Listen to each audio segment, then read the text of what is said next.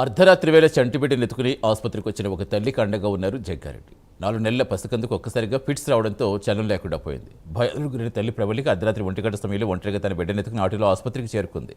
భర్త అందుబాటులో లేకపోవడం, ఏ వార్డుకు వెళ్లాలో తెలియక తీవ్ర ఆందోళనలో ఉన్న సమయంలో ఆసుపత్రి తనిఖీకి వచ్చిన జగ్గారెడ్డి అండగా నిలిచారు.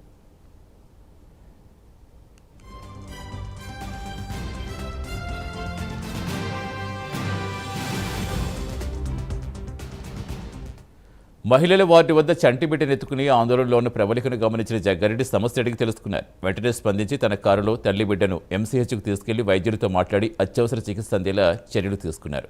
వైద్యులు పరీక్షించి వ్యాక్సిన్ తర్వాత పాపకు ఫిట్స్ వచ్చినట్టుగా గుర్తించి చికిత్స ప్రారంభించారు.